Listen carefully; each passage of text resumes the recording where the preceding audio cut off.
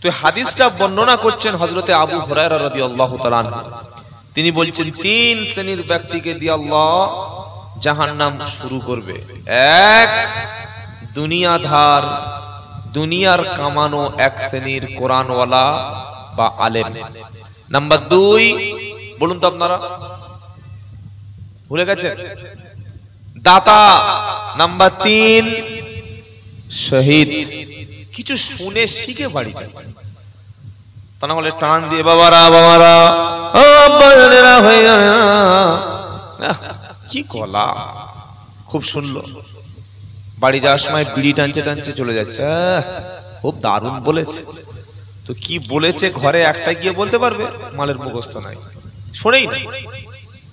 ভালো করে বক্তব্য শুনবেন।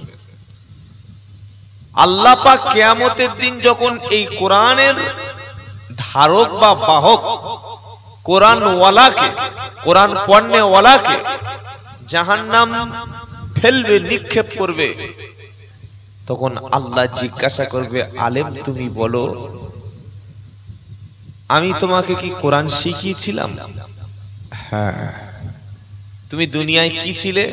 হাফেজ, আলেম, মুফতি, মাওলানা, কারি, মুহাদ্দিস, মুফাসসির, ফুকাহ, শাইখুল হাদিস, শাইখুত তাফসীর, অনেক কিছু ছিল। তো তুমি বলো তুমি যে আলেম হয়েছিলে, কোরআন শিখেছিলে, কি কারণে? তখন সে বলবে, আল্লাহ আপনি তো সব ভালো জানেন, আমি এই জন্য করে কোরআন শিখিয়েছিলাম, আলেম হয়েছিলাম, যাতে করে দুনিয়ায় দিন প্রচার করতে পারি। আল্লাহ বলছেন তুমি মিথ্যা বলছো, মিথ্যা বলছো, মিথ্যা বলছো। মাকসাদ কিন্তু ছিল দুনিয়ার মাল কামানো। অন্তরের খবরটা কে জানে? জোরে বলেন। আলা ইয়ালামু মান খালাক ওয়া হুয়াল লাতীফুল খাবীর। অসংখ্য জায়গায় আল্লাহ বলছে। সূরা মুমিনে কি বলছে? ইয়ালামু খাইনাতাল আয়ুনি ওয়া মা তুখফিস সুদূর। বান্দা তোমার লুকোচুরি, চোখের ইশারা, চোখ দিয়ে যেটা তুমি কামনা করো, চোখের আড়াল থেকে যেটা তুমি দেখো, প্রচন্ড গরমে তুমি চোখে সানগ্লাস পরেছো, রাস্তায় বার হয়েছো, তুমি উকি মারছো এখানে সেখানে, তোমার চোখ কি দেখছে ওটা কেউ জানতে পারছে না, কিন্তু আমি আল্লাহ জানি তুমি চোখের কি খেয়ানতটা করছো। কি বলছেন? আর কি বলছে আল্লাহ? ইয়া আলামু খাইনাতাল আয়ুনি ওয়া মা তুখফিস সুদূর। বান্দা তোমার অন্তঃকরণে, তোমার দিলের মধ্যে, তোমার মনের মধ্যে কি আছে না আছে, কেউ যেটা জানে না সেটা জানে আল্লাহ। মনে থাকবে ইনশাআল্লাহ? এ বাবা মনে থাকবে? এটা যেন আমরা ভুলে না যাই যে অন্তর্যামী হলেন আল্লাহ। আল্লাহ সেদিন বলবে, আলেম তুমি তো বলছো তুমি দিন প্রচারের উদ্দেশ্য আলেম হয়েছিলে, কিন্তু মাকসাদ ছিল দুনিয়াতে মাল কামাবো বলে তুমি হাফেজ হয়ে বাড়িতে বাড়িতে কোরআন পড়েছো, মানুষ যাতে সবে বরাতে 100 টাকা করে দেয়। কি বুঝলেন? এ বাবা সবে বরাতে 100 টাকা 200 টাকা পড়ে বার হয়ে এসেছি। ছোটবেলায় জানতাম না কত যে লোকের ক্ষতি করেছি, আল্লাহই জানে। আল্লাহ মাফ করে দিক, জোরে বলুন আমিন। তোমার উদ্দেশ্য ছিল মিলাদ করব, মানুষ আমার মিলাদ শুনে মুগ্ধ হবে, পাশের বাড়ি দাওয়াত হবে, 500 টাকা পকেটে পাবে। তোমার উদ্দেশ্য ছিল। এই গ্রামটার নাম কি? লালতেহেরি। লালতেহেরি মাদ্রাসায় জলসা করব, জনগণ আব্দুল্লাহ জুবাইরের উপর খুশি হয়ে পাশের গ্রাম থেকে ফোন করবে, এখানে যদি 10 দেয় পাশের গ্রাম থেকে 15 নেব। তোমার উদ্দেশ্য ছিল দুনিয়ার মানুষকে ধান্দা লাগিয়ে মাল কামাই করা। ছিল তো, তখন মাথা এরকম নিচু হয়ে যাবে, বুঝলেন? তোমার উদ্দেশ্য ছিল সত্যকে গোপন করা, তুমি ইমাম সেজেছিলে, তোমার উদ্দেশ্য ছিল ইমামতি করব, বড় একটা মসজিদ মহল্লায় ইমামতি করেছো, মাসের শেষে 10,000 টাকা জনগণ খুশি হয়ে দিয়েছে। তুমি জুমার দিন কখনো সুদের বিরুদ্ধে, মদের বিরুদ্ধে, অন্যায়ের বিরুদ্ধে খুতবা দাওনি কেন? খুতবা দিলে তোমার চাকরিটা চলে যাবে। বক্তা তুমি বক্তব্য করে জনগণকে খুশি করে কথা বলেছো, হারামের বিরুদ্ধে, অন্যায়ের বিরুদ্ধে, জুলুমের বিরুদ্ধে কোনো বক্তব্য তোমার ছিল না, মানুষকে খুশি করেছো। তোমার উদ্দেশ্য ছিল বক্তা বানবো, তোমার উদ্দেশ্য ছিল মুফতি নাম নেব, টাইটেলটা ভালো হবে, তোমার উদ্দেশ্য ছিল নামের শেষে লকাব থাকবে। তুমি বড় পীর সাহেব সেজেছিলে, আর অন্ধ মুরিদদের বন্ধ করে, অন্ধ মুরিদদের চোখ বন্ধ করে জিকির করতে বলেছিলে। এমনও পীর সাহেব আছে, গেলে বলবে প্রথমে চোখটা বন্ধ করে নাও। কি বন্ধ করে নাও? চোখ। কেন? চোখটা বন্ধ হয়ে গেলে এবার অন্তরের চোখটা খুলে যাবে।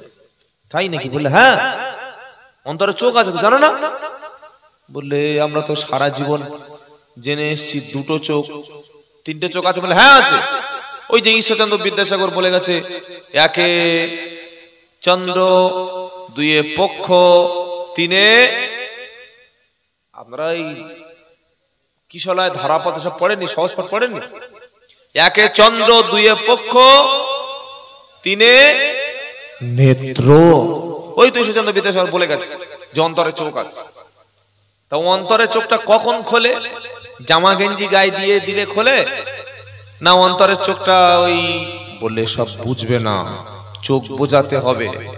চোখ বুঝে একদম মাথা নিচু করে এমন ধাক্কা কলবে মারবে, এক এক ধাক্কায় অন্তরের ময়লা সব দূরে গিয়ে পুরো গোটা পৃথিবী দেখতে পাবে। তাই না? বলে হ্যাঁ, বিশ্বাস হচ্ছে না? চোখ বুঝে জিকির করো। হে পীর সাহেব তুমি ওঠো, তুমি মুরিদদেরকে অন্ধ করেছিলে এই কারণে। মুরিদরা যদি কোরআন শিখে যায় তোমার তাবিজের ব্যবসা চলবে না। মুরিদ সবাই যদি আল্লাহ রাস্তায় বার হয়ে যদি দিন শিখে নেয়, তাহলে তোমার কাছে কেউ এসে আর পাঠিবে জান্নাতের আশা করবে না। তুমি মুরিদকে কোরআন শিক্ষা দাওনি, তুমি মুরিদকে কখনো সুদ ছাড়তে বলনি, তুমি মুরিদদেরকে কখনো দাড়ি রাখতে বলনি, মুরিদদেরকে কখনো 5 ওয়াক্ত নামাজ পড়তে বলনি। তোমার উদ্দেশ্য ছিল মুরিদদেরকে অন্ধ করে রাখা। তুমি অন্ধ করে রেখে লক্ষ লক্ষ টাকা উপার্জন করেছো। উদ্দেশ্য ছিল কিন্তু তোমার আলেম হওয়া না, উদ্দেশ্য ছিল সমাজে নিজের কর্তৃত্ব বজায় রাখা, নেতৃত্বটা ধরে রাখা, শুধু খালি মুরিদ বাড়ানো। যা উদ্দেশ্য ছিল, লক্ষ লক্ষ ভক্ত ছিল, তাদের হাদিয়ায় তোমার সংসার চলে যেত। অথচ মানুষ শিরিক করে মাজারে পূজা করত, মাথা নিচু করত কবরের কাছে। কবরের কাছে এসে মানুষ ঘোড়া, ছাগল, গরু বেঁধে রাখতো। তুমি তাদের হাদিয়া নিয়ে খুশি ছিলে, যেটা ছিল মাল, মাকসাদ ছিল মাল, মালটা তুমি পেয়ে গেছো। আজকে চলো তুমি জাহান্নামে যাবে, চলো।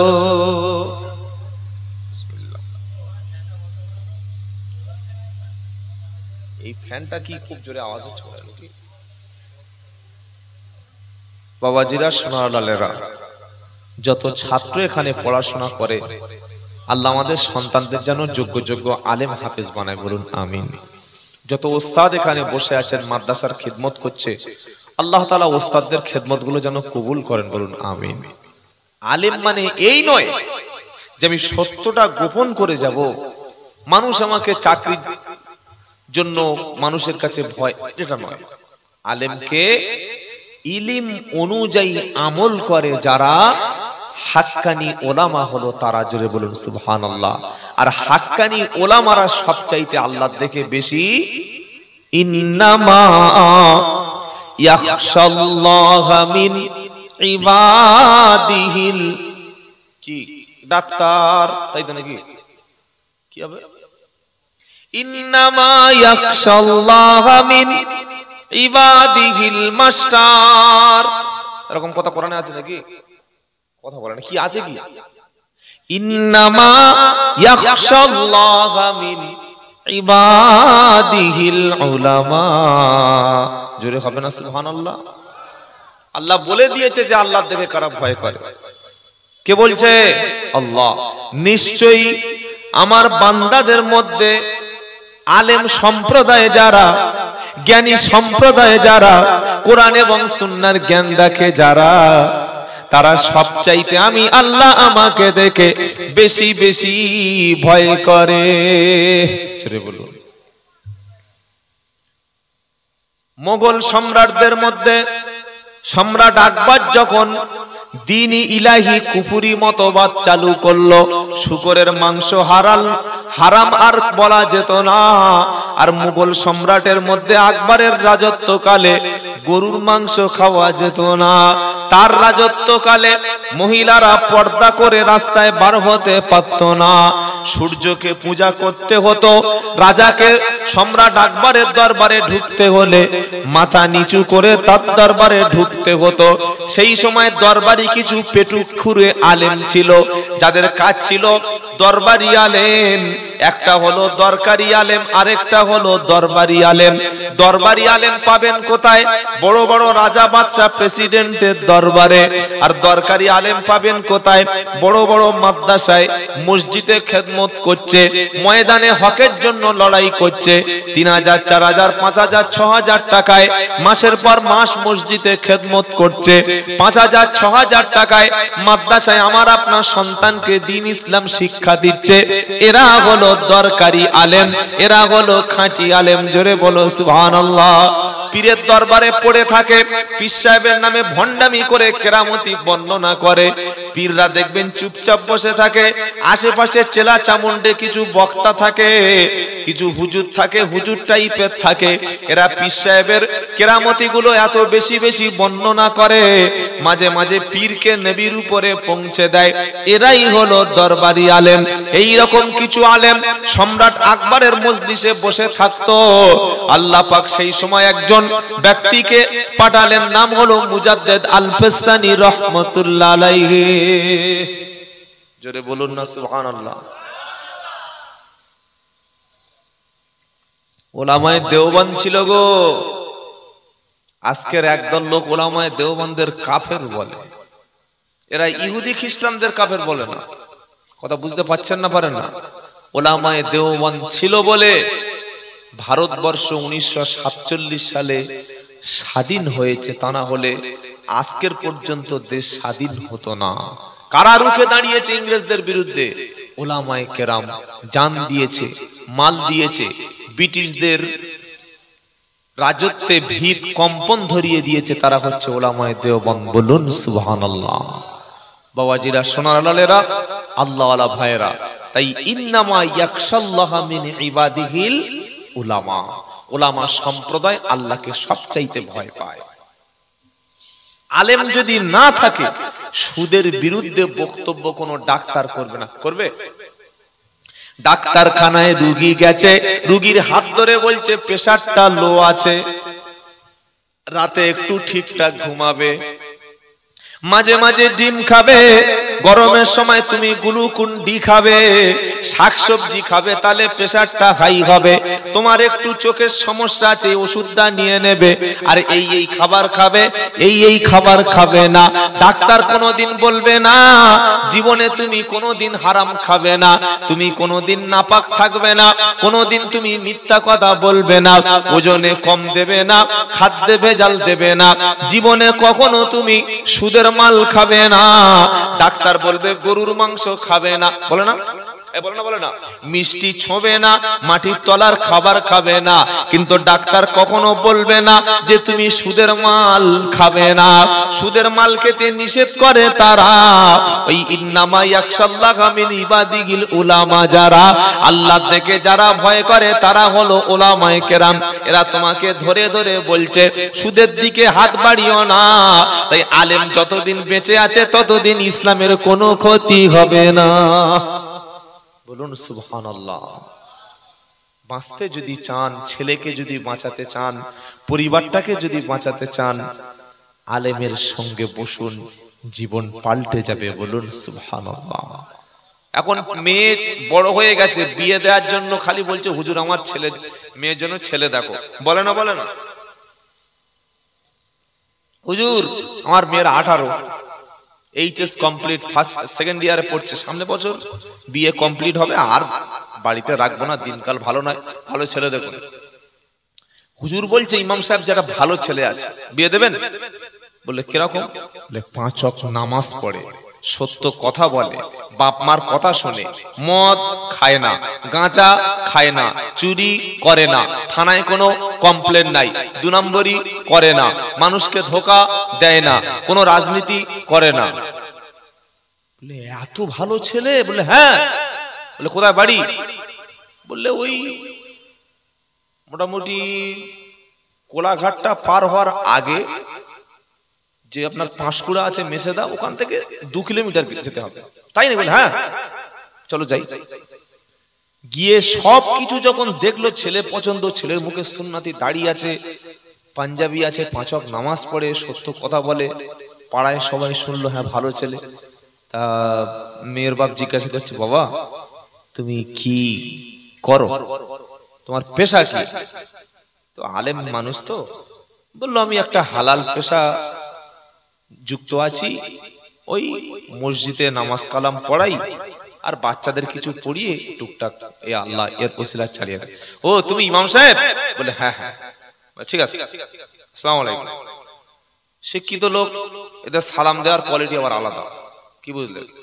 বা যারা পয়সাওয়ালা তাদের সালামের কোয়ালিটিটা আলাদা। আসসালামু আলাইকুম, এ সালাম কারা দেয়? পয়সাওয়ালা লোক। আসসালামু আলাইকুম বলা না, এটা সালাম হলো না? তুই কি বললি? আসসালামু আলাইকুম বললি না বললি সালাম আলাইকুম? কোনটা? কথা বলে না। বলার দরকার ছিল আসসালামু আলাইকুম। এই সালাম কি সবাই দেয়? না এই আমাদের বাংলা সালাম আসসালামু আলাইকুম শুনেন নাই, বলে চলে যাচ্ছে। ছেলের বাপ বলছে কি হলো, কি হলো? বলে না না আমার একটু কাজ আছে, বলে বার হয়ে চলে গেল। পরবর্তীকালে বলছে আরে এই ছেলের সঙ্গে মেয়ে বিয়ে দেয়, ও তো ইমাম সাহেব, ও তো হাফেজ সাহেব, আমার মেয়ের কি খাওয়াবে? মেয়ের খাওয়াবে কে? আল্লাহ খাওয়াবে। পাগলের মতো কথা বলছে। এই বক্তব্য শুনলেন কারি সাহেবের কাছ থেকে? আল্লাহ যদি খাওয়ায় তো ইমাম সাহেবের হাতে মেয়ে দেয় না কেন? আল্লাহ যদি খাওয়াতে পারে তো মসজিদের হাফেজ সাহেব ইমাম সাহেবের হাতে মেয়ে আমরা দিতে অস্বীকার করি কেন? আল্লাহ খাওয়াবে এটা তো মুখের কথা, অন্তরে কি ওই ইকিন তৈরি হয়েছে আমাদের? হাফেজ সাহেব ইমাম সাহেবের বিয়ে করতে ঘামবার হয়ে যাচ্ছে, আর পয়সা 2 নম্বরই ইনকাম করে, সুদখোর, জেনাখোর। ঠিক আছে ছেড়ে যাওয়া যাবে। আপনি ভুলটা কোথায় করছেন একবার বোঝার চেষ্টা করুন। প্রথমে কাদেরকে দিয়ে আল্লাহ জাহান্নাম উদ্বোধন করলো? 1 শ্রেণীর দুনিয়াদার আলেম যারা। 2 নম্বর হলো দাতা। কারা? বলেন না।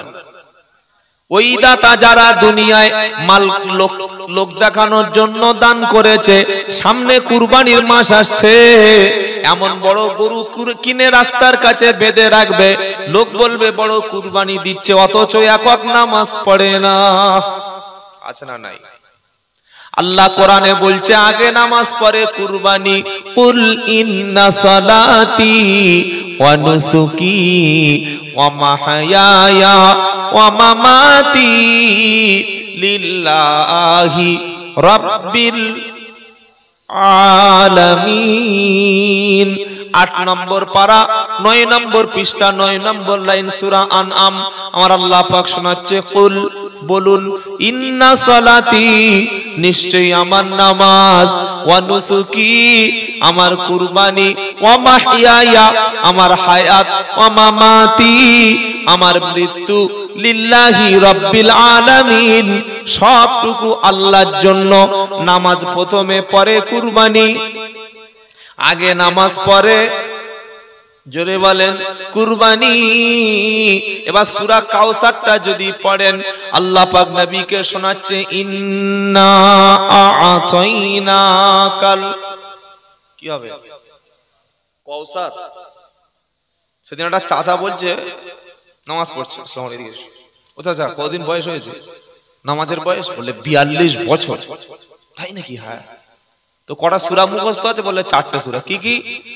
বলে ফালাক, নাস, আর ওই কাফিরুন আর কাউসার। বলো ইন্না আতাইনা কালো কাউসার। কি কাউসার বলো, বলেন কালো কাউসার। এই হাসছে ছেলেটা, এটা মক্তবের ছেলেকে বলুন, ও বলবে কাল কাউসার। কি কোরআনে কি আছে, কালো কাউসার না কাল কাউসার? ও কি বলছে, ইন্না আতাইনা কালো কাউসার। কবরে যে তোমার কালো ডানা ছাড়িয়ে নেবে। ফাসাল্লি লিরাব্বিকা ওয়ানহার ইন্না শানিয়াকা হুয়াল আবতার। এরকম কোরআন পড়লে জীবনে তোমার নামাজ কবুল হবে না। এজন্য কোরআন সহি করে তেলাওয়াত করা ফরজ। বলুন সুবহানাল্লাহ। শিখবেন করতে, বাড়িতে টিউশনি, বাড়িতে স্যার এসে পড়িয়ে যাচ্ছে, ছেলের হাত ধরে অঙ্ক করে দিয়ে যাচ্ছে, দিচ্ছে না দেয় না? বীজগণিত পাটিগণিত বাড়িতে এসে ছেলেকে শিক্ষা দিয়ে গেল, বাড়িতে এসে পড়ালে তার দামটা অনেক বেশি দিতে হয়। ছেলে ইংলিশ জানে না, সপ্তাহে 2 দিন আসবে, একদিন গ্রামার পড়াবে, একদিন টেক্সট পড়াবে, মাস গেলে 1200 টাকা। কেন? বাড়িতে সে ইংলিশ শিক্ষা দিয়ে গেল। আর হুজুর যদি বাড়িতে এসে বাচ্চাকে পড়িয়ে যায়, মাসের শেষে 80 টাকা। কত বলো না? তো তোমার মুখ থেকে কালো কাউসার বার হবে না, তা কি বার হবে বলো? তুমি পয়সা তো দাওনি, দিনের ক্ষেত্রে সব দিকে মাল তুমি খরচ করেছো। টাকা তোমার ছেলের জন্য, মেয়ের জন্য দামি দামি ঘর বেঁধে দিয়েছো। শিক্ষার পিছনে, ইসলামের পিছনে মাল খরচ করতে পারে না যারা, দিন এবং ইসলাম নিয়ে কবরে যাবে না তারা। কথা মনে থাকবে ইনশাআল্লাহ। তো আল্লাহ পাক সূরা কাউসারে শোনাচ্ছে, পড়েন আমার সাথে, ইন্না, বলুন আ'তাইনাকাল কাউসার ফাসাল্লি লিরাব্বিকা ওয়ানহার ইন্না শানিআকা হুয়াল আবতার। আল্লাহ পাক বলছে, নবী নিশ্চয়ই আমি আপনাকে কাউসার দান করেছি। ফাসাল্লি লিরাব্বিকা ওয়ানহার, আপনার প্রভুর নামে, আপনার রবের নামে আপনি নামাজ পড়ুন এবং নাহর করুন, কুরবানি করুন। আগে এসেছে নামাজ, পরে এসেছে কুরবানি। এবার বলুন, যেদিন ঈদুল আজহা বকরা ঈদের দিন হয়, আগে গরু জবাই হয় না আগে নামাজ হয়? এই গ্রামের রহিম চাচা 90,000 টাকা দিয়ে এরকম একটা অস্ট্রেলিয়ান গরু কিনেছে। 2 কুইন্টাল মাংস হবে, 40 কেজি চর্বি হবে। রহিম চাচা বলছে, প্রতি বছর ঈদের নামাজ পড়ে গোশত ডিস্ট্রিবিউট করতে অনেক দেরি হয়ে যায়। এবছর ফজর নামাজ, ফজরের ফরজ নামাজ পড়ে ছুটে এসে আগে গরু জবাই করব, পরে ঈদের নামাজটা পড়ব, যাতে মাংস দিয়ে জোহরের নামাজ পড়ে ভাত খাওয়া যায়। রহিম চাচা যদি মনে করে আগে কুরবানি করব, পরে ঈদের নামাজ পড়ব, ওলামা যারা আসে জিজ্ঞাসা করুন, যতক্ষণ না ঈদের নামাজ হবে না ততক্ষণ কুরবানি করা বৈধ হবে না। ঠিক বলছি না ভুল বলছি? আপনারা সবাই বললে হবে না, আলেমরা বললেই হবে। কি বুঝলেন? যতক্ষণ নামাজ হবে না ততক্ষণ কুরবানি, জোরে বলেন, হচ্ছে না। নামাজ নাই, কুরবানি নাই, তাই বেনামাজির কুরবানি কবুল। আপনারা বললেন কিন্তু বেনামাজির কুরবানি কবুল হবে না, এটা ইমাম সাহেব বলে গেলে চাকরি থাকবে না। তুমি বেশি বুঝে গেছো? কে বলো তুমি বেশি কুরবানি কবুল হবে?